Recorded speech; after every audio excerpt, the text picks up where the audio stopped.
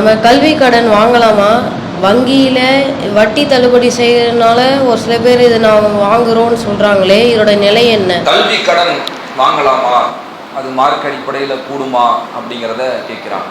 இந்த கடனை பொறுத்த வரைக்கும் அது எந்த கடன் வேணுமானாலும் வாங்கிக்கலாம்.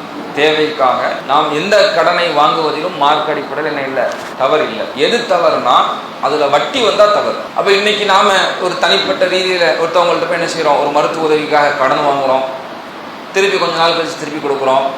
கல்விக்காக வேண்டி கடன் வாங்குகிறோம், கொஞ்ச நாள் கழிச்சு போய் திருப்பி கொடுக்குறோம். மார்க் அடிப்படை தவறு கிடையாது. ஆனால் வாங்கின தொகைக்கு இத்தனை நாளைக்கு இவ்வளவு சதவீதம் வட்டி கொடுக்கணும் என்று ஒருவர் தனிப்பட்ட முறையில் கடன் தரக்கூடியவர் சொல்வாருன்னா, அப்படியாக வட்டிக்கு கொடுக்கிற விதத்தில் வட்டிக்கு கொடுக்கிற முறையில் நாம் கடன் வாங்கக்கூடாது. அது ஒரு தனி நபர்கிட்டையும் வாங்கக்கூடாது, ஒரு வங்கியிலையும் வாங்கக்கூடாது, ஒரு அரசாங்கத்திடத்தையும் வாங்கக்கூடாது.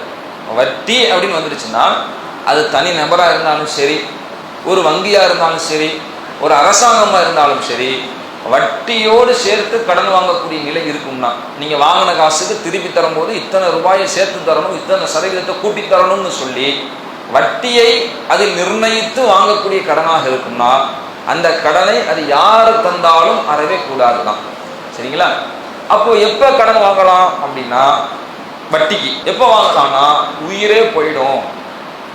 உயிரே போயிடும்னா, வீட்டில் வீடு இருக்கு, அது 10 லட்ச ரூபாய்க்கு சொத்து இருக்கு, நகை அது இருக்கு, 20 பவுன் நகை உள்ளே இருக்கு, இருந்தாலும் கொஞ்சம் கஷ்டமா இருக்கு, கொஞ்சம் கடன் தாங்களேன், வட்டிக்காவது கொடுங்களேன், ஆப்ரேஷன் செய்ய வேண்டியிருக்கு, உயிர் விஷயம். இப்படி இல்லை, நகையெல்லாம் வித்தாச்சு, நம்முடைய செல்வம் எல்லாம் போயிடுச்சு, இதுக்கு மேல அவ்வளோ வழியே இல்லை, உயிரை காப்பாற்றி ஆகணும். கடன் கேட்டால் யாரும் கடன் தரத்துக்கு முன் வரல, வட்டிக்கு தான் கடன் கிடைக்குது அப்படின்னா, இப்போ நம்ம வட்டிக்கு வாங்கி அந்த மருத்துவ உதவிகளை மருத்துவ சேவைகளை செய்து கொள்வதில் பிரச்சனை இல்லை. மார்க்கம் தடுத்திருக்கிற பெரும்பாவமாக இருக்கிற இந்த வட்டியை பொறுத்த வரைக்கும் உயிரே போயிடுங்கிற நிலையில் வேற வழியே இல்லை என்கின்ற பொழுது, வட்டிக்கு கடன் வாங்கித்தான் நம்ம அதை நம்ம உயிரை காத்துக்க முடியும், நம்முடைய உறவினரோட உயிரை காத்துக்க முடியும் என்ற நிலை வரும் பொழுது, அப்போ நம்ம வட்டிக்கு வாங்கினா பிரச்சனை இல்லை. இது இல்லாத, இந்த காரணம் அல்லாத வேறு எதற்காக வேண்டியும் வட்டிக்கு நாம் என்ன செய்யக்கூடாது, பணம் வாங்கக்கூடாது, கடனாக என்ன செய்யக்கூடாது, பெறக்கூடாது. சிலர் இதை என்ன செய்யறாங்கன்னா நியாயப்படுத்துறாங்க. என்ன நியாயப்படுத்துறாங்கன்னா, இது தனி நபர் ஒருவருக்கு கொடுக்கிற கடன் மாதிரி இல்லை, ஒரு அரசாங்கம் கொடுக்குது. ஒரு அரசாங்கம் என்ன பண்ணுது, பல திட்டங்கள் போடுது. அந்த திட்டத்தின் அடிப்படையில் என்ன பண்றாங்கன்னா, உதாரணத்துக்கு முத்துலட்சுமி அப்படிங்கிற பேர்ல ஒரு திட்டம் வருது.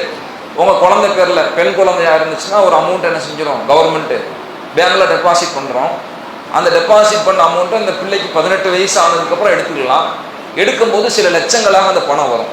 ஆனால் அந்த கவர்மெண்ட் போடும்போது எவ்வளோ போட்டுச்சு தெரியுமா, ஜஸ்ட் 50,000 ரூபா தான் போட்டிருக்கும், அல்லது 20,000 ரூபா தான் அக்கௌண்ட்டில் போட்டிருக்கும். அந்த 20,000 ரூபா 18 வருஷம் கழிச்சு லட்சமாக வரும். எப்படி வந்துச்சு, வட்டி.